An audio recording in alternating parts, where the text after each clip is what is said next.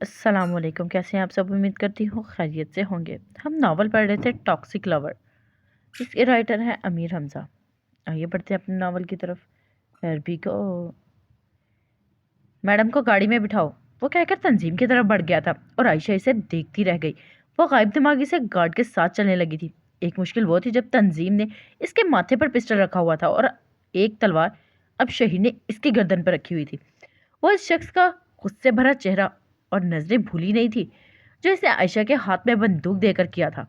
عائشہ کے وجود کی لرزش ویسی ہی تھی، وہ سنبھل کر بھی نہ سنبھلی تھی۔ پیچھے شہید نے تنظیم کے ہاتھ سے پسٹل لیا اور کھینچ کر اس کے ماتھے پر دے مارا۔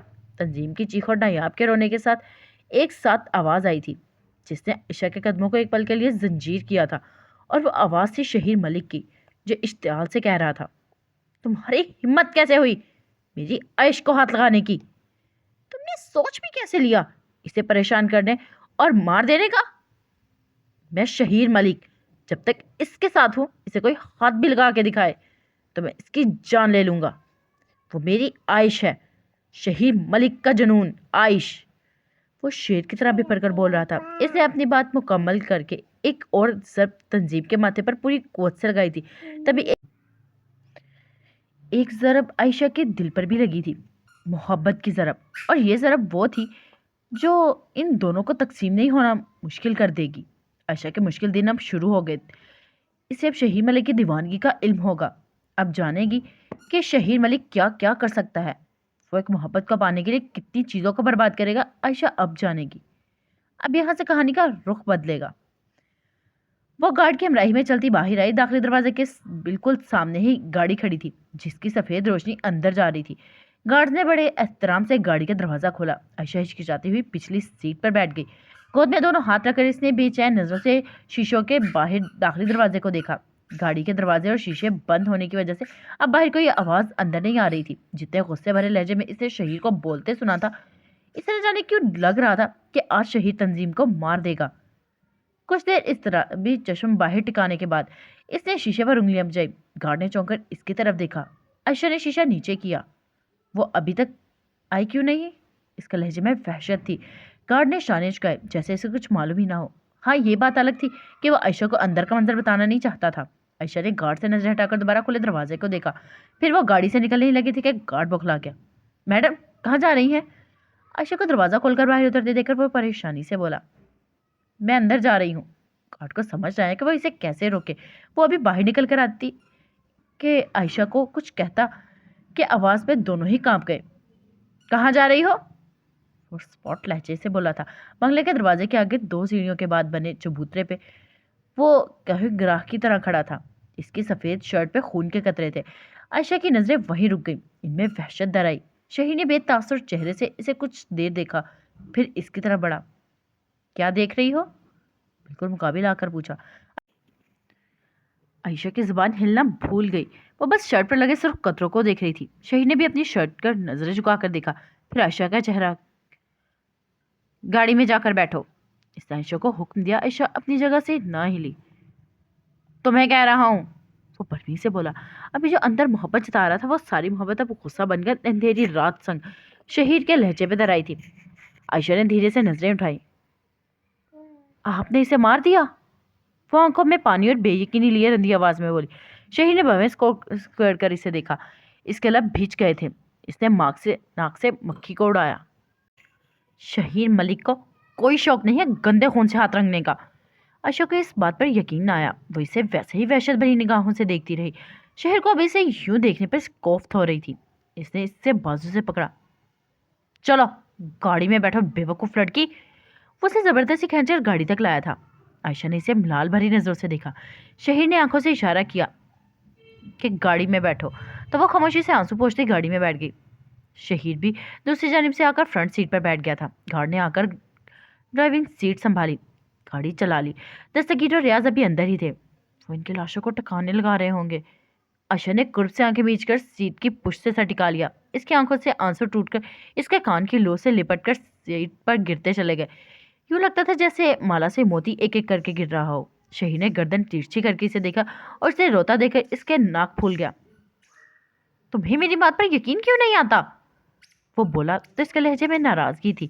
आशा ने चौंक कर आंखें खोली। वो बस इसे देखती रही, वैसे ही मलोल से। शहीर का अब दिमाग घूमने लगा था। इसने मोबाइल निकाला और कान से लगाया। इन्हें फोन पे कहो कि हम ठीक हैं और जिंदा हैं। इसने इतना कहकर फोन स्पीकर पे ऑन किया कि आयशा की तरफ किया। तैयाब और तंजीम रोते हुए बोल रहे थे कि हम ठीक हैं और जिंदा हैं। शहीर ने कॉल काटी और आयशा को देखा। यकीन आ गया या वीडियो कॉल करवाऊं? वो चिढ़कर बोला था। आयशा को इसका अंदाज बुरा लगा। इसने लब भींचकर शहीर को देखा और गीली सांस अंदर खींचकर दूसरी जानिब रुख किया। यानी मैं बात करना नहीं चाहती। शहीर के अंदर गुस्से से तूफान चलने लगे। इसका बस नहीं चल रहा था कि अपना सर किसी दीवार पर दे मारे। खुद पर लाख काबू करने के बाद भी इसने डैशबोर्ड पर मुक्का रसीद किया तो आयशा ने इसे देखा। तभी इसकी नज़र इसकी हथेली पर पड़े जख्म पर ठहरी जो मानित पड़ा हुआ था, लेकिन आयशा ने इस पर कोई बात न की। कुछ देर गाड़ी में खामोश रही और गाड़ी चलाते हुए इन दोनों को दिलचस्प नजरों से देख रहा था। खासकर वो चोर नजरों से शहीर को देखता तो इसके लबों पर मुस्कान गहरी होने लगती, जैसे इसे बड़ी मुश्किल से काबू किया हुआ था। इसने अपने बॉस को इतना बेबस और गुस्से में कभी नहीं देखा था, पहली बार देखा था। गार्ड को यह मंजर बहुत अच्छा लग रहा था। तभी पीछे से आयशा बोली, मेरा घर यहाँ नहीं है। वो गाड़ी को दूसरी तरफ पे मोड़ता सीधी होकर बैठ गई थी। शहीद ने गर्दन तिरछी करके एक अचट्टी निगाह इस पर डाली। पर मेरा घर इधर ही है, वो कहकर सामने देखने लगा। नम आंखें अब खुश हो गई थी। इनमें अब खुशकी के साथ हैरत भी थी। पर मैं अपने घर जाना है, इसने कहा। शहीद ने अब की बार गर्दन ना मोड़ी थी और ना ही जवाब दिया था, यानी इग्नोर। अशोक को अपनी बेइज्जती महसूस हुई।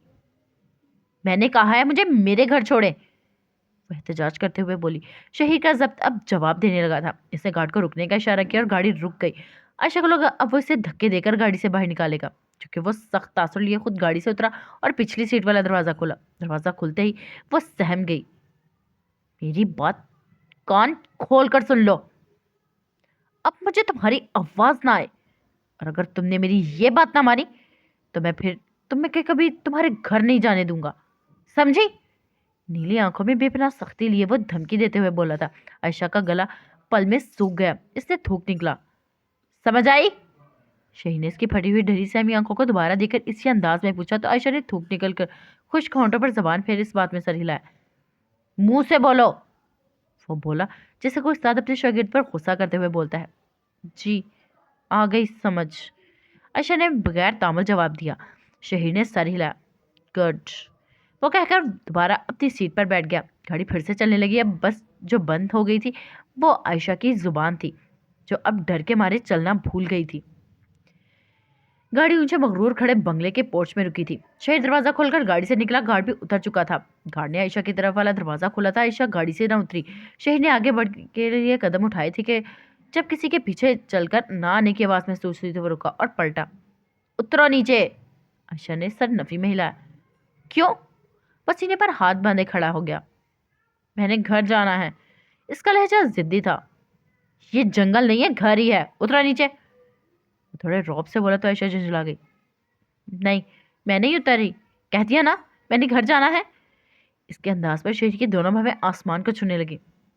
और तुम्हें ऐसा क्यों लग रहा है? तुम मुझसे ऐसे बात करोगी तो मैं तुम्हारी बात मान जाऊंगा।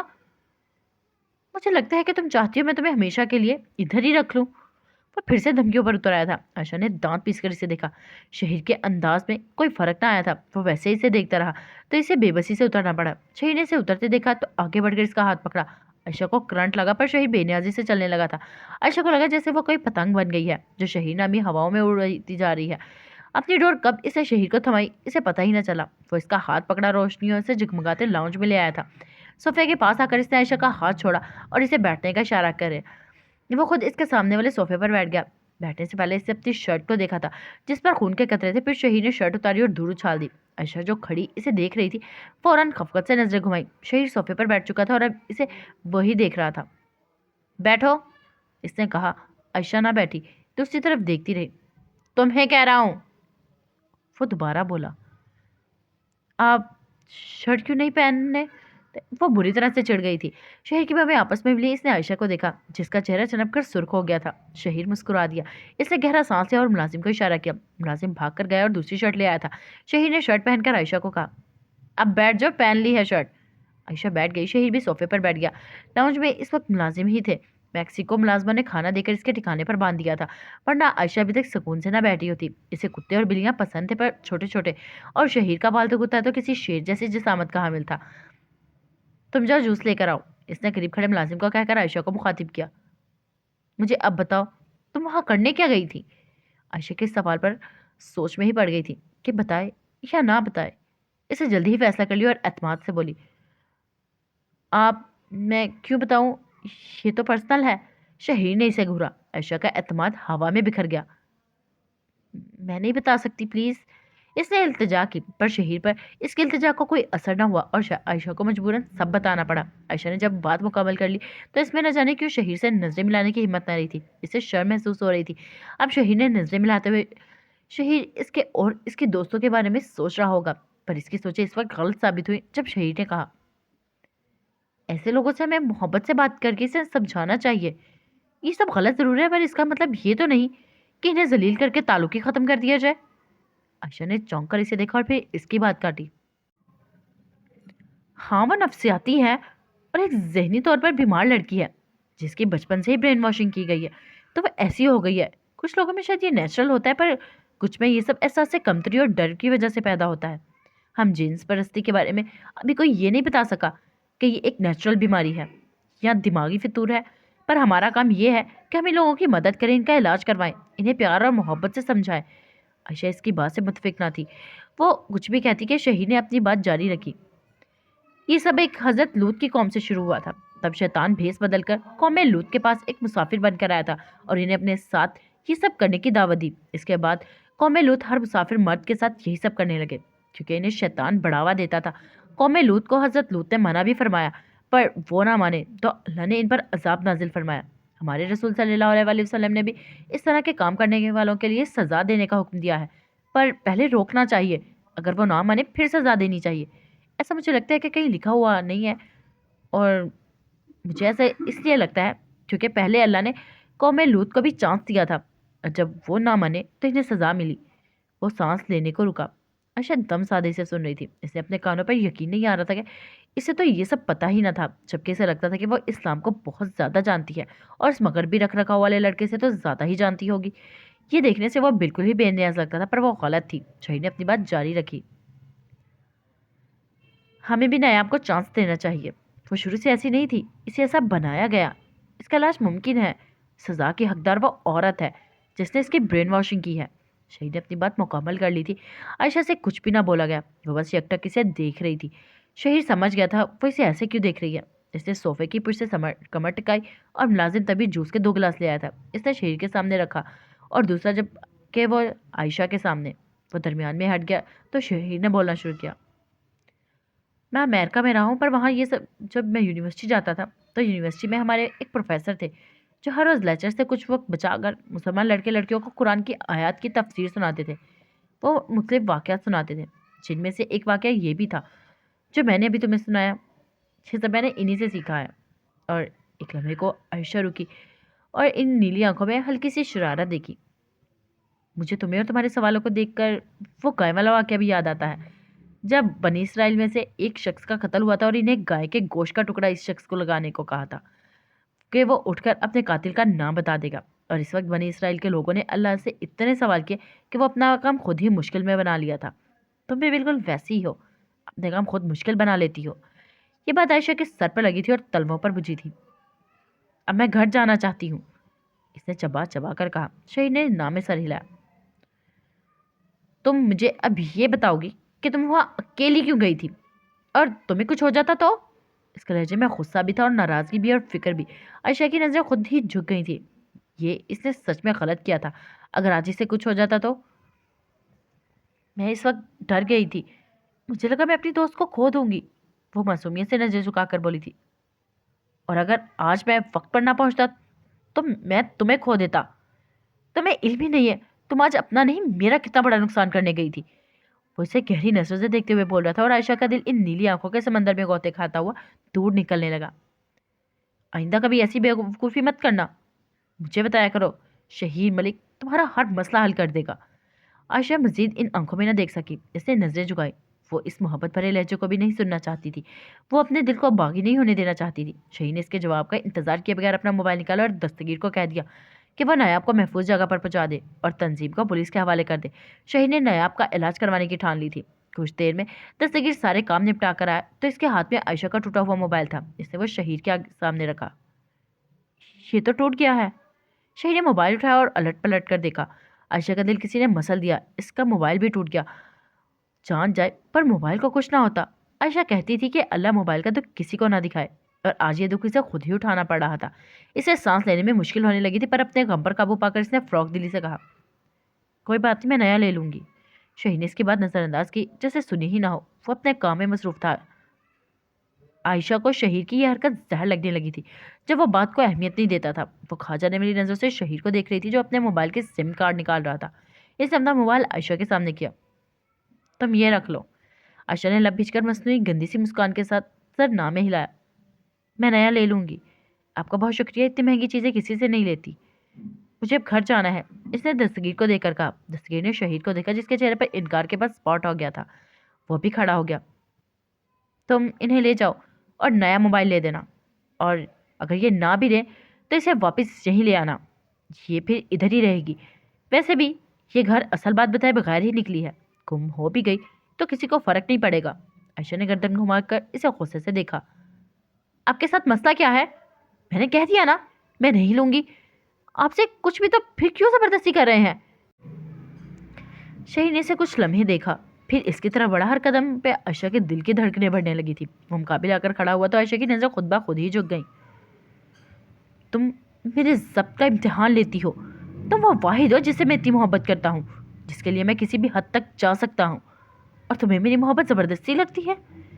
اس کے لہجے میں ملال کی رقم تھی۔ عائشہ نے چونک کر اسے دیکھا، پر اس کی آنکھوں میں تب تک سرد مہری آ چکی تھی۔ اگر تمہیں یہ زبردستی لگتی ہے تو ٹھیک ہے، اسے زبردستی ہی سمجھو، مجھے فرق نہیں پڑتا، پر میں بار بار انکار برداشت نہیں کروں گا۔ اس سے کہہ کر اپنا چہرہ دستگیر کی طرف کیا۔ انہیں خیال سے چھوڑ کر آنا۔ شہید کہہ کر دوبارہ صوفے پر بیٹھ گیا تھا۔ عائشہ کو لگا جیسے اس نے شہید کو ناراض کر دیا ہے، پر وہ خاموشی سے قدم اٹھا کر اس بنگلے سے نکلنے لگی، جہاں سے نکلتے ہوئے اب اسے اپنے اندر ایک خالی پن محسوس ہو رہا تھا، جیسے اسے لگا جس سے وہ یہاں کچھ بھول کر جا رہی ہے۔ وہ پل کر رکی اور سوچا، بھئی کیا چیز ہے جو وہ یہاں بھول کر جا رہی ہے؟ پر جب اسے کچھ یاد نہ آیا تو وہ بنگلے سے نکل گئی۔ پیچھے شہید ملک عائشہ کے ٹوٹے موبائل کو اپنے سینے پر رکھ کر آنکھیں بند چکا تھا، پر کچھ دیر بعد لاؤنج میں رکھا ریسیور بجا تو اس نے آنکھیں کھول کر ملازم کو دیکھا جو ریسیور اٹھا کر اب کان سے لگا چکا تھا۔ پھر اس نے سر ہلایا، شہید کی طرف فون بڑھایا۔ سر، میڈم زویا ہیں۔ شہید کی آنکھوں میں حیرت آئی تھی، پھر اسے یاد آیا کہ اس نے اپنے موبائل کی سمیں نکالی ہوئی ہیں، اس لیے زویا نے لینڈ لائن پر کال کی ہے۔ ضرور وہ پریشان ہو گئی ہوگی۔ شہید نے تیزی سے ریسیور لیا اور بولا، میں ٹھیک ہوں۔ دوسری جانب گہرا سانس لیا گیا تھا، جیسے کاندھوں سے بہت سا وزن اتر گیا ہو۔ اب میں ٹھیک ہوں۔ شہید کی اس بات پہ بے ساختہ مسکرا دیا۔ یہ تھی زویا، شہر کی خالہ زاد کزن، جو شہید کو کہا کرتی تھی کہ محفل میں سب سے اداس ٹوٹا ہوا دل ہوتا ہے۔ عائشہ اپنے گھر سے کچھ فاصلے پر ہی اتر گئی تھی۔ اس کے ہاتھ میں موبائل تھا جس میں اس کی سمیں دستگیر نے ڈال دی تھی۔ عائشہ نے سوچ لیا تھا وہ شہید ملک کا یہ موبائل والا احسان ضرور اتارے گی۔ اسے اچھا نہیں لگا تھا یوں اس سے موبائل لینا۔ اگر وہ دھمکی نہ دے دیتا تو عائشہ کبھی نہ لیتی۔ وہ گاڑی سے اتر کر اپنے گھر کی جانب چل دی تھی۔ دستگیر وہاں تب تک رکا جب تک عائشہ دروازہ کھول کر اندر داخل نہ ہو گئی، پھر وہاں سے چلا گیا، اور عائشہ بند دروازہ دیکھ کر کچھ دیر وہیں رکی۔ اسے ابھی بھی لگ رہا تھا جیسے وہ خالی ہو گئی ہے، اس نے کچھ بہت اہم چیز کھو دی ہے۔ لیکن جب کچھ سمجھ نہ آیا تو اندر داخل ہو گئی۔ رات شہر پر گہری ہو رہی تھی۔ آج کا دن مشکل تھا پر ڈھل گیا تھا۔ لاؤنج میں اضطراب بکھرا ہوا تھا۔ سفید روشنیوں میں جگمگ کرتا لاؤنج میں ابو کچھ پریشان صوفے پر بیٹھے تھے۔ سفیان کھڑا تھا، اس کے ہاتھ میں گاڑی کی چابی تھی اور قدم باہر کی طرف بڑھانے کو تیار تھے۔ امی اسے کہہ رہی تھی، بیٹا تم جاؤ پتا کرو کہاں رہ گئی ہے، اتنی رات ہو گئی ہے، موبائل بھی بن جا رہا ہے۔ سفیان نے ماں کا چہرہ دیکھا جس پر بے حد فکر تھی۔ امی میں ابھی جاتا ہوں، پریشان نہ ہو۔ کہاں رہ گئی تھی تم؟ پتہ بھی ہے ہم کتنے پریشان ہو گئے تھے۔ آج کل کا دور بھی ہے یوں راتوں میں باہر دیر تک رہنے کا، اور وہ بھی لڑکیوں کا۔ امی کا بس نہیں چل رہا تھا عائشہ کو دو لگا دیں، پر ابو کی وجہ سے لحاظ کر گئی جو کچھ شانت نظر آتے تھے۔ انہوں نے عائشہ کے کندھے پر نرمی سے ہاتھ رکھا اور اسی نرمی سے پوچھا، بیٹا اتنی دیر کیسے ہو گئی؟ عائشہ اچانک ہی اتنے سوالوں اور اس صورتحال کے لیے بالکل بھی تیار نہیں تھی۔ وہ گنگ کھڑی ان کا چہرہ دیکھ رہی تھی، تبھی سفیان آگے آیا۔ آپ کو نہیں پتا امی کتنی پریشان ہو گئی تھی۔ باجی انابیہ سے بات کرنے کے بعد یہ مطمئن نہیں تھی، جبکہ انہوں نے کہہ دیا تھا کہ انہوں نے اپنے بھائی کے ساتھ آپ کو بھیج دیا ہے۔ عائشہ نے سفیان کا چونک کر چہرہ دیکھا۔ وہ کچھ دیر اس چہرہ دیکھتی رہی، بات کو سمجھنے کی کوشش کی، دماغ کو چلایا تو وہ اس لائق ہو گئی کہ اب کچھ کہہ سکے۔ اسے سوکھے ہونٹوں پر زبان پھیری۔ آپ کی انابیہ سے کب بات ہوئی تھی؟ اس نے سوال امی سے کیا تھا۔ آدھا گھنٹہ پہلے، عائشہ نے سر کو چھوا۔ بس امی، اس کے بھائی کی بائک کا ٹائر پنچر ہو گیا تھا، اس اپنے تاثرات نارمل رکھنے ہوئے جھوٹ کہہ دیا تھا۔ امی نے بھویں چکا کر اسے دیکھا۔ یہ کون سا پنچر ہے جس میں اتنا وقت لگ گیا ہے؟ اب کی بار عائشہ کو کچھ سمجھ نہ آئی کہ کیا کہے، پر اس کی مشکل سفیان نے انجانے میں ہی آسان کر دی۔ امی اتنا وقت لگ جاتا ہے اگر کرنے والا سست ہو تو؟ عائشہ نے سکون کا سانس لیا اور فوراً بولی، ہاں نا وہی تو، اس کے پاس پہلے ایک بائک بھی تھی، اسے ٹھیک کرنے میں اسے وقت لگ گیا، پھر جا کر اس نے پنچر لگایا۔ اور تمہارا فون کیوں بند ہے؟ عائشہ کی چلتی زبان بند ہو گئی، تبھی سفیان کی نظر اس کے ہاتھ پر گئی۔ باجی، نیا فون؟ اس کا چہکتا دیکھتے ہی دیکھتے اس نے عائشہ کے ہاتھ سے موبائل اچک لیا۔ اس کی نظروں میں استجاب تھا۔ اتنا مہنگا فون کس نے دیا؟ اس نے یہ سوال ویسے ہی کیا تھا، وہ تو موبائل دیکھنے میں ہی مگن تھا، اسے پتہ ہی نہ چلا کہ اس نے کیا سوال کیا ہے۔ امی نے اس کے سوال پر اس کی کمر میں ایک لگایا۔ ابو نے بھی اسے ناپسندگی سے دیکھا۔ تمہارے باپ نے دیا ہے، جاؤ تم بھی لے آؤ جا کر۔ امی تپ چکی تھی، اب کی بار ابو کی نظریں امی پر تھیں۔ انہیں اس طرح کی زبان گھر میں امی کا بولنا پسند نہیں تھا۔ انہوں نے خود پر ضبط کرتے ہوئے شفقانہ انداز میں کہا، ایسے بات نہیں کرتے۔ انہوں نے امی کو سہولت سے اپنی ناراضگی کا احساس کروایا تھا۔ امی چپ سی ہوگی۔ سفیان اپنی کمر مسل رہا تھا۔ عائشہ نے اس کے ہاتھ سے موبائل چھینا۔ مجھے انابیہ نے دیا ہے۔ اتنا مہنگا موبائل انہوں نے کیسے دے دیا، جبکہ ان کے پاس خود سستا سا فون ہے جس کے کیمرے کا رزلٹ بھی اچھا نہیں ہے؟ سفیان بولے بغیر نہ رہ سکا۔ عائشہ نے کھا جانے والی نظروں سے اسے دیکھا۔ موٹے آلو، اپنی زبان کو بند کر لو ورنہ میں نے اسے کاٹ دینا ہے۔ ابو بیچارے اپنی اولاد کی زبان اور انداز بیان سے عاجز تھے۔ وہ جتنی تمیز سے بات کرتے تھے، ان کی اولاد اتنی ہی اس معاملے میں جاہل تھی۔ عائشہ، انہوں نے عائشہ کو ٹوکنے کے لیے ابھی اتنا ہی کہا تھا کہ عائشہ ان سے لپٹ گئی۔ ابو، مجھے بیٹھنے کا بھی نہیں کہا کسی نے، اور اب بس اپنی عدالت لگا لی۔ یہ موبائل اس کے منگیتر نے بھیجا ہے اس کے لیے، اور اسے ویسے ہی کچھ دنوں کے لیے مجھے دے دیا، میں اسے واپس کر دوں گی۔ اب وہ اسے لپٹتے ہوئے سب کچھ بھول گئے۔ ہٹو بھائی، تم آؤ بیٹا۔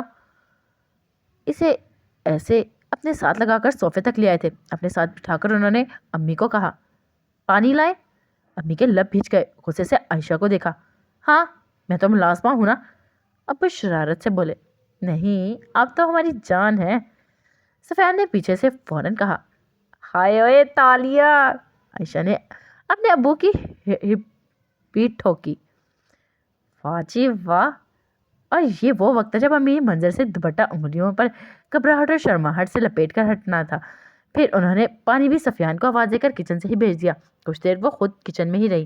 گھر کا ماحول بہتر ہو گیا تھا۔ عائشہ نے شکر ادا کیا کہ سب کچھ ٹھیک ہو گیا، اور انابیہ نے بھی بات سنبھال لی۔ اگر وہ جھوٹ نہ بولتی تو آج وہ اتنے سکون سے نہ بیٹھی ہوتی۔ وہ کچھ دیر لاؤنج میں بیٹھی جان مار کر کھانا کھایا، پھر تیزی سے کمرے میں آ گئی، کمرے کا دروازہ بند کیا اور موبائل کو آن کر کے بیڈ پر بیٹھ گئی۔ اب اسے انابیہ سے بات کرنی تھی، پھر ایک سوال کا جواب اس نے شہیر سے بھی لینا تھا جو اسے ابھی یاد آیا تھا۔ ارمان ملک کے بنگلے کی روشنیاں جلی تھیں۔ اندھیرا عمارت اس سے دور کھڑا اسے دیکھ رہا تھا۔ لان میں لگے پھول خاموش تھے، گھاس اس وقت اس سنسانی کو محسوس کرتا۔ آسمان پہ بکھرے ان جگر جگر کرتے تاروں کو دیکھ رہا تھا۔ چاند بھی انہی کے درمیان کھڑا چمک رہا تھا۔ تبھی ان سب کی توجہ بڑے لوہے کے گیٹ کی جانب متبادل ہوئی جس کے پار ہارن ہوا تھا۔ چوکیدار نے سرایت سے دروازہ کھولا اور سامنے سے ہٹ گیا۔ ارمان کی گاڑی روش پر چلنے لگی۔ جب وہ پورچ میں رکی تو ارمان گاڑی سے نکلا۔ اس کے ہاتھ میں ایک سفید پلاسٹک کا گملہ تھا جس میں سے سبز گہری چھوٹی پتیوں والا ننا پودا لگا تھا۔ ملازم نے آگے بڑھ کر وہ لینا چاہا، اس نے ہاتھ کے اشارے سے منع کر دیا اور آگے بڑھ گیا۔ اندر لاؤنج کا ماحول ہمیشہ جیسا پراسرار تھا۔ زرد روشنیاں نیم تاریکی کیے ہوئے تھی، خاموشی کا راج ہر سو تھا۔ وہ سیدھا چلتا ماں کے کمرے کے باہر رک گیا۔ اس نے آہستہ سے دستک کی، پھر دروازہ کھولتے ہی وہ اندر داخل ہو گیا۔ آ گئے تم؟ وہ ڈریسنگ کے سامنے کھڑی اپنے بال سنوار رہی تھی۔ کاندھوں تک بال ڈائی تھے جن میں عمر گزر جانے کی سفیدی نہ دکھائی دیتی تھی۔ وہ اس وقت گاجری اونچی قمیض اور چیسٹ ٹراؤزر میں ملبوس تھی۔ گلے میں ہیروں کا نیکلس پہنے ہوئے مسکراہٹ کر پلٹی تو ارمان انہیں دیکھتا ہی رہ گیا۔ اس کی ماں اسے लगता था जैसे कभी बूढ़ी नहीं होंगी। वो हमेशा इन्हें इतना ही खूबसूरत देखता आ रहा था। माँ अपनी डाइटिंग और फिगर का बहुत ख्याल रखती थी। नीले कोट पैंट और सफ़ेद शर्ट में मलबूस हल्की दाढ़ी मूंछों वाला अरमान कदम कदम चलता इनके सामने आ गया। माँ ने इसके गाल को छुआ, फिर जान। उन्होंने इसके गाल पर हाथ की पुश्त फेरी। बड़े हुए नाखूनों पर लगी नेल पेंट कमरे की रोशनी से चमकी थी। इनकी उंगलियों में भी अंगूठियां थी जो अपनी कीमत खुद बता रही थी। अरमान ने गमला एक हाथ में पकड़ा और दूसरे हाथ से माँ का हाथ थाम लिया। आप कहीं जा रही हैं? इसने सवाल किया। माँ ने कंधे उचकाए। हाँ, मिसेस खान के यहाँ पार्टी है, वहाँ पूरा ग्रुप जमा होगा। तुम्हारी माँ को वहाँ आने की खास दावत दी गई है। अरमान ने इनकी बात काटी। आपका अपनी पार्टीज में होना खुशनसीबी समझते हैं? इसने हल्की सी मुस्कान से बात मुकम्मल की और माँ का हाथ आंखों पर लगाया। या माँ की मुस्कुराहट मजीद गहरी हो गई। बिल्कुल। गर्दन खुद ही अकड़ गई। अकड़ी गर्दन वाली की नजरें झुकी तो उन्होंने पूछा, ये किसके लिए लाए हो? उन्होंने गमले को देखकर पूछा। आपके लिए माँ, ये मैंने खास आपके लिए पेरिस से मंगवाया है। आपको पौधे पसंद है ना? माँ ने सर हिलाया और गमला अपने हाथों में लिया। इसे तनकीदी नजरों से देखा। बहुत खूबसूरत है। मैं इसे अब वो एतमाद से बोली। ऊंची हील से चलती हुई साइड टेबल के पास गई। गमले को वहां झुक कर रखा और पलटी। अपने सराहने रखूंगी और इसका खूब सारा ध्यान रखूंगी। अरमान इनकी बात पर खुश हो गया और वह बेसाख्ता इसके गले में बाहें डाली थी और माँ ने इसे टोक दिया। अरमान, सूट खराब हो जाएगा मेरा। अरमान खिलखिलाकर हंस दिया और फौरन पीछे हुआ। आई एम सॉरी माँ। उन्होंने मसनूई नाराजगी से इसे देखा और फिर मुस्कुरा दी। तुमने खाना खाया? अरमान ने ना में सर हिलाया। नहीं, भूख पहले थी पर अब आप तो जा रही हैं, इससे मेरा दिल नहीं कर रहा। वो अपनी माँ से बहुत मोहब्बत करता था और ये मोहब्बत वो हर रोज़ नए अंदाज में जताया करता था। कम ऑन अरमान, तुम बच्चे नहीं हो, तुम अकेले खाना खा सकते हो। तुमने तो अपनी उम्र का एक बड़ा हिस्सा बोर्डिंग में गुजारा है। अरमान ने मुस्कुराकर लब भींच लिए। जी माँ, आप ठीक कह रही हैं। वो अपनी माँ से बहस नहीं करता था। मैं बस जा रही हूँ जी, अपने कमरे में है। वो कह रही थी इससे तुमसे कुछ बात करनी है। माँ उजरत में से बताती हुई अपना पर्स और मोबाइल उठाने लगी थी। अरमान के चेहरे पर सामानों की थकान आ गई। वो जानता था जिया ने क्या बात करनी है। शायद माँ भी जानती थी पर वो जाहिर नहीं कर रही थी। माँ ऐसी ही थी। जब इनकी औलाद इनके खिलाफ जाती तो वो खामोश हो जाती थी। इन्हें इनके फैसलों में आज़ाद कर दिया करती थी क्योंकि इनके पास बहुत से मसले पहले ही थे। अरमान ने सर हिलाया और कमरे से निकल गया। माँ भी इसके पीछे कमरे से निकली और दाखिली दरवाजे की जानिब बढ़ गई। अरमान जिया के कमरे का रुख कर चुका था। वो अनाबे से फ़ोन पर बात कर रही थी। खुली खिड़की से झांकती रात खामोशी से सब सुन रही थी। कमरे में वहाँ से हवा दाखिल हो रही थी। सफ़ेद रोशनी से कमरा रोशन था। आयशा बेड पर पाँव ऊपर किए बैठी थी। तुम्हें नहीं पता मैं आज कितने बड़े मसले में फंस गई थी। इसे अभी अभी अपने माथे पर पिस्टल रखा हुआ महसूस हो रहा था। यूँ लगता था जैसे वो सब भी खत्म नहीं होगा। दूसरी जानिब अनाबिया बोली, पर बताओ तो सही, हुआ क्या है? मैं खुद बहुत परेशान हो गई थी जब आंटी ने मुझे कॉल की और वह तुम्हारा पूछा। एक पल के लिए तो मैं खुद ही गंग रह गई कि अब मैं क्या जवाब दूँ। फिर सोच समझ कर मैंने कह दिया कि तुम मेरे घर से निकल चुकी हो, पर तुम गई कहाँ थी? अनाबिया खुद ही मुतफक्कर थी। आयशा ने झुरझुरी ली। मौत के मुंह में। अनाबिया की बेचैनी मजीद बढ़ गई। तुम ठीक से बताओगी कि हुआ क्या है? आज मैं तो समझी थी तुम। इस अपनी बात अधूरी छोड़ दी। आयशा ने भवें उस्केड़ी। तुम क्या समझी, पहले ये बताओ। अनाबिया के लहजे में शरारत ने सर उठाया। मुझे लगा तुम किसी के साथ डेट पर चली गई हो। ऐसा मैं नहीं कह रही थी, तुम्हारी आज की तैयारी बता रही थी। तुम आज जूनी में बहुत तैयार होकर आई थी। आयशा के लब भीज गए। वो इसकी वजह से इतनी बड़ी मुश्किल में फंस गई थी और ये इसे डेट पर भेजने बैठी थी। लानत हो तुम पर मनहूस औरत। बकवास के अलावा कुछ भी नहीं आता तुम। कल आना मेरी तरफ, तो मैं बताऊंगी जिस डेट पर मैं गई थी। वहाँ बुकिंग तुम्हारी थी पर फंस मैं गई थी। आयशा ने कहकर कॉल काट दी। अनाबिया दूसरी तरफ हेलो हेलो करती रह गई थी पर इसे अब शहीद की बात करनी थी। लेकिन हिम्मत नहीं हो रही थी इसे कॉल करने में। देर इसकी अधेड़ बन गुजर रही थी। फिर इसने हौसला करके शहीद का नंबर मिलाया और इसे अजबर हो चुका था क्योंकि पिछले कुछ दिनों से कॉल्स इसी नंबर से आई थी और ना चाहते हुए भी आयशा ने इसका नंबर सेव कर लिया था। टॉक्सिक।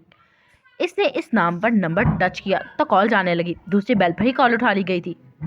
ठीक हो तुम? वो छूटते ही बोला था। आयशा का दिल डूब के उभरा था। इतनी फिक्र वो कुछ देर कुछ ना बोल सकी। टॉक्सिक। इसने इस नंबर पर टच किया तो कॉल जाने लगी। दूसरी बेल पर ही कॉल उठा ली गई। ठीक हो तुम? वो छूटते ही बोला। आयशा का दिल डूब के उभरा। इतनी फिक्र वो कुछ देर कुछ बोल ही ना सकी। आयश। शहीर का इस तरह से बोलना आयशा को मजीद बेबस कर देता था और इसे यूं लगता था जैसे वो कहीं बहुत करीब खड़ा होकर बोल रहा है। जी मैं ठीक हूँ, मैंने आपसे बात करनी थी। عائشہ نے خود پر قابو کرتے ہوئے جواب دیا تو دوسری جانب موجود شخص کے چہرے پر حیرانی در آئی۔ تم مجھ سے بات کرنی ہے؟ اسے جیسے یقین ہی نہ آیا ہو۔ ہاں جی، تو کرو نا، میں تمہیں سننا چاہتا ہوں۔ وہ محبتوں سے اٹے لہجے میں گویا ہوا تو عائشہ کو نہ جانے کیوں اس کا اس طرح سے کہنا اچھا لگا۔ وہ میں نے پوچھنا تھا کہ آپ کو کیسے پتہ لگا کہ میں نایاب کے گھر ہوں؟ اس کے لہجے میں تجسس تھا۔ شہیر اس کے بھول پر مسکرا کر بولا، میری آنکھیں ہمیشہ تم کو دیکھتی رہتی ہیں۔ عائشہ کو حیرت ہوئی، کیسے کیسے اس کا اسی سوال پر دہرایا، پھر بولا، ویسے کہ میرا ایک گارڈ ہر وقت تمہارے ساتھ سائے کی طرح رہتا ہے۔ عائشہ کو اپنے کانوں پر یقین ہی نہ آیا۔ ہر وقت؟ اس نے اچنبے سے پوچھا۔ جی ہر وقت۔ پر کیوں؟ تاکہ میرا بے وقوف سا ٹیڈی بیئر کسی مشکل میں نہ پڑ جائے، وہ شریر لہجے میں بولا۔ عائشہ کی ایک بیٹ مس ہوئی۔ Teddy beer? اس نے زیر لب یہ الفاظ دہرائے، تبھی سے شہیر کی بات یاد آئی۔ ایک دم سے، میں تمہیں ایسے ہی حق کروں گا، میرے بالکل ٹیڈی بیئر کی طرح۔ عائشہ کا چہرہ پھر سے سرخ ہو گیا۔ پر یہ غلط ہے، آپ میرا پیچھا کیوں کرتے ہیں؟ اسے کچھ سمجھ نہ آیا تو یہی کہہ دیا، کیونکہ تم میری دیوانگی بن گئی ہو اور میں تمہیں بس اب اپنے بہت قریب کرنا چاہتا ہوں، بالکل اپنے دل کے پاس۔ میں تمہیں اپنے سینے سے لگا کر رکھنا چاہتا ہوں، بالکل وہاں جہاں تمہارا نام لکھا ہوا ہے۔ وہ اپنی بات مکمل کر کے خاموش ہو گیا تھا۔ عائشہ اسی بات پر ٹھہر سی گئی، اندر ہی اندر اسے کچھ گدگدانے لگا تھا۔ شہیر کی باتیں، محبت، دیوانگی، عائشہ کے دل نے فریاد کی کہ شہیر ہمیشہ ہی ایسا بولتا رہے، وہ بس اسے سنتی رہے۔ دل بے اختیار سا ہو گیا تھا۔ اس نے اس باغی ہوتے دل پر ہاتھ رکھا، اسے سنبھالا اور بولی جیسے، ٹھیک ہے، میں نے بس یہی پوچھنا تھا، وہ میں آپ کو موبائل واپس کر دوں گی۔ میرے گھر والوں نے مجھ سے بہت سوال کیے، آپ میرا موبائل ہی مجھے واپس کر دیں، میں اسے ٹھیک کروا لوں گی۔ شہیر نے کچھ کہنے کے لیے اپنے لب واہ کیے تھے کہ وہ تیزی سے بولے گئی، اور پلیز منع مت کیجیے گا، میں بہت مشکل میں پھنس جاؤں گی۔ یہ موبائل رکھ کر، اس کے لہجے میں التجا تھی۔ شہیر اسے انکار نہ کر سکا۔ اچھا ٹھیک ہے، میں تمہیں صبح ہی تمہارا موبائل ٹھیک کروا کر بھیجوا دوں گا، اب تم اس بات پر ضد نہیں کرو گی، سمجھی؟ عائشہ کی آنکھوں کے سامنے وہی منظر ہے جب وہ سنجیدگی سے اس کی سامنے ایک گاڑی کے باہر کھڑا ہو کر ایسے ہی استادوں والے انداز میں بولا تھا۔ جی سمجھ گئی۔ عائشہ نے اچھے شاگردوں کی طرح فوراً بات مانی تھی اور اس نے ایک فیصلہ کیا تھا۔ جی سمجھ گئی۔ عائشہ نے اچھے شاگردوں کی طرح فوراً بات مان لی تھی، پر دل نے ایک فیصلہ کیا تھا۔ شہیر کو اچھا لگا تھا، وہ شہیر کی بات فوراً مان گئی تھی اور یوں اس کے لہجے میں محبت آسمانوں کو چھونے لگی۔ اب تم سو جاؤ جان، تھک گئی ہوگی، اور تمہیں کل یونیورسٹی مت جانا، آرام کرنا، کوئی بھی مسئلہ ہو اور مجھے بتایا کرو، شہیر ملک تمہارے مسئلے حل کر سکتا ہے۔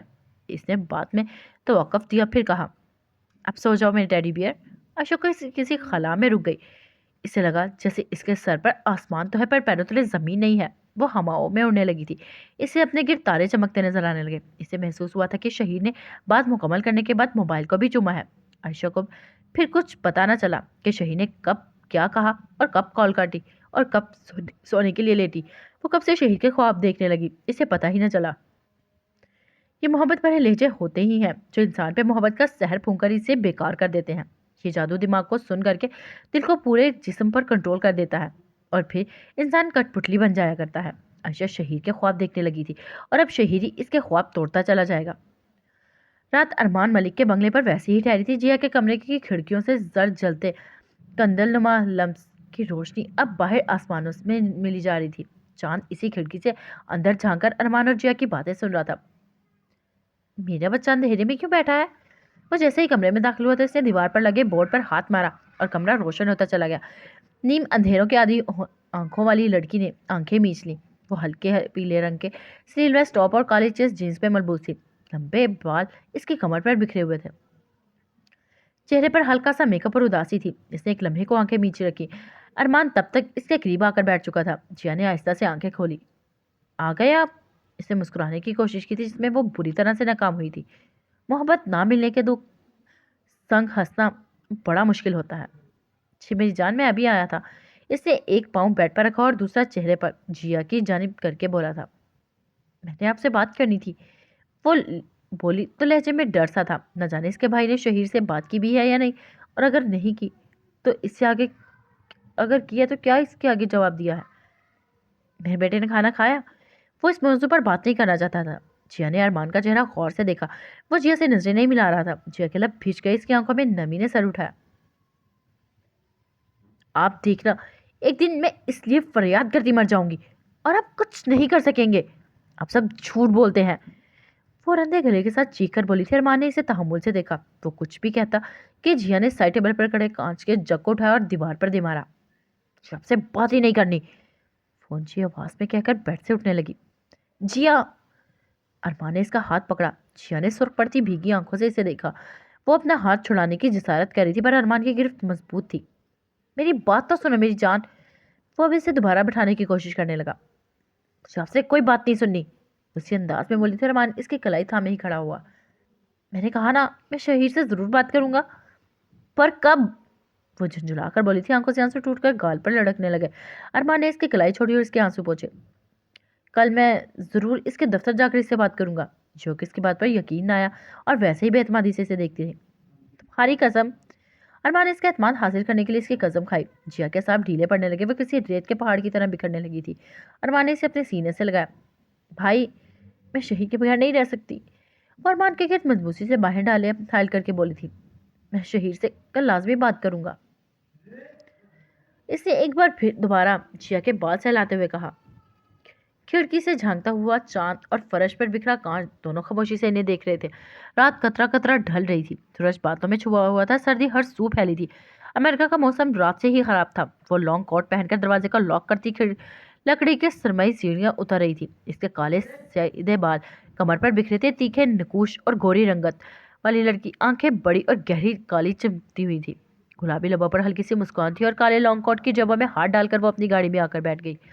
گاڑی کو سٹارٹ کر کے اس نے سڑک پر ڈالا اور رات شہیر سے ہونے والی باتوں کو سوچنے لگی. جب اس نے اسے کال کی خیریت کا پوچھا تھا. تمہارا موبائل کیوں بند تھا؟ سوئے کے لہجے میں ناراضگی تھی. میں مصروف تھا تھوڑا سا. دونوں آنکھیں میچ کر شہید جھوٹ بول رہا تھا جیسے کوئی چھوٹا بچہ شرارت کرنے پہ بولتا ہے. جھوٹ؟ دوسری جان میں جو لڑکی اس پر یقین کم ہی کرتی تھی.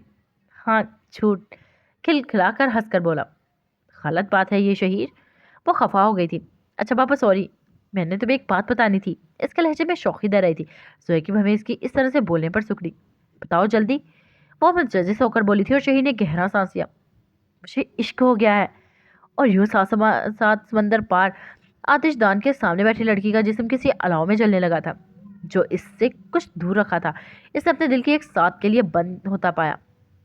کیا؟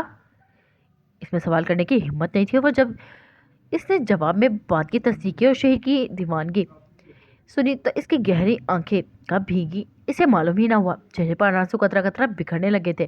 شہیر اپنی ہی دھن میں سے بتا رہا تھا. وہ زویا کے بہت قریب تھا.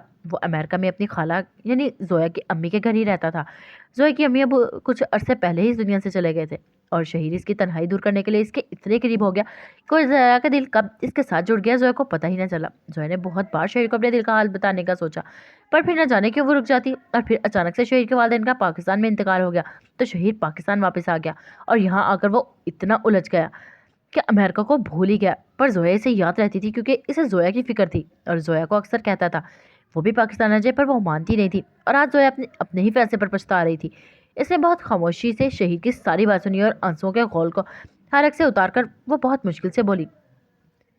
کب ملوا رہے ہو پھر مجھے؟ شہید دوسری جانب سے چہکا. رشتہ تم ہی لے کے جاؤ گی ان کے گھر. تم بتاؤ کب آ رہی ہو پاکستان؟ زویا نے جواب نہ دیا تھا. وہ بہت مشکل سے ہی بول رہی تھی. بہت جلد آؤں گی اب میں. اسے کہہ کر ایک دو باتیں کی اور پھر کال کاٹ دی. اس نے جلتی آگ کو بہتی نظروں سے دیکھا. اسے لگ رہا تھا جس سے وہ آج جل کر راکھ ہو جائے گی. زویا اس آتش دان کے قریب ہی آہستگی سے لیٹ گئی. اس نے خود کو آج پہلی بار اتنا تنہا محسوس کیا تھا اور اب اس نے اس تنہائی کی عادت ڈالنی تھی اور وہ بھی مسکرا کر.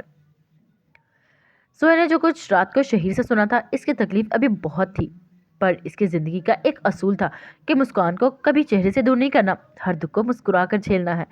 زویا کی گاڑی چرچ کے سامنے رکی تھی اور وہ گاڑی سے نکلی اور چرچ میں داخل ہو گئی. دونوں اطراف میں رکھے بینچ خالی تھے. اس کی آنکھیں سامنے بنے ماربل کے سفید ہولی کراس پر تھی جس کے آگے بہت سی موم بتیاں جل رہی تھی. وہ بھی اس کے قریب رک کر جھکی اور موم بتیاں جلانے لگی. جب اس نے موم بتیاں جلا دی تو اس نے انگلیاں باہم ملا کر آنکھیں موند لی. میں نے کبھی آپ سے کچھ نہیں مانگا. مجھے آپ سے کبھی ضد کرنے کی ضرورت ہی محسوس نہیں ہوئی کیونکہ آپ مجھے ہر چیز بن مانگے ہی دیا کرتے تھے. لیکن جب میں نے آپ سے شہیر کی فریاد کی تو آپ نے مجھے اس سے دور کر دیا. میں اس سے بہت محبت کرتی ہوں. اس کے لب مسکرا رہے تھے پر بند آنکھوں سے نمی رخساروں پر بہنے لگی تھی. اب وہ کسی اور سے محبت کرتا ہے. اور وہ بولتے بولتے رکی اور آنکھیں کھول کر آنسو صاف کی اور اپنی تصدیق کر کے دوبارہ گویا ہوئی. محبت نہیں، عشق کرتا ہے. میں نے سوچا ہے میں کبھی پاکستان نہیں جاؤں گی. میں ان کے درمیان کبھی نہیں آنا چاہتی، بلکہ میں شہید کے قریب ہی نہیں ہونا چاہتی، کیونکہ میں اگر شہید کے قریب ہوئی تو میرا دل بے بس ہو جائے گا. میں پھر شہید کو پانے کی کوشش کرنے لگوں گی، اور میں ایسا کر کے اپنی اور ان کی زندگی مشکل میں نہیں کرنا چاہتی. انہیں درمیان سے نکل جانا ہی بہتر ہے. اس کی آواز پھر سے رن گئی تھی. اس نے گہرا سانس لے کر خود پر قابو پایا اور چہرہ صاف کر کے پلٹ گئی. اسے آفس کے لیے دیر ہو رہی تھی. وہ چرچ سے نکل کر دوبارہ اپنی گاڑی میں بیٹھ گئی. باہر سردی بہت تھی، پر زویا کو لگ رہا تھا جیسے اس کا جسم آج آگ میں جل رہا ہے. شہید کی محبت اور فریاد دل سے نکالنا اس کے لیے بہت مشکل ہو جائے گا. اوکے گائز، آج کے ایپیسوڈ کے لیے پھر ملتے ہیں نیکسٹ ایپیسوڈ میں. اب تک خیال رکھیے گا، دعا میں یاد رکھیے گا. ہمیں فیڈ بیک لازمی دیجیے گا. فی امان اللہ.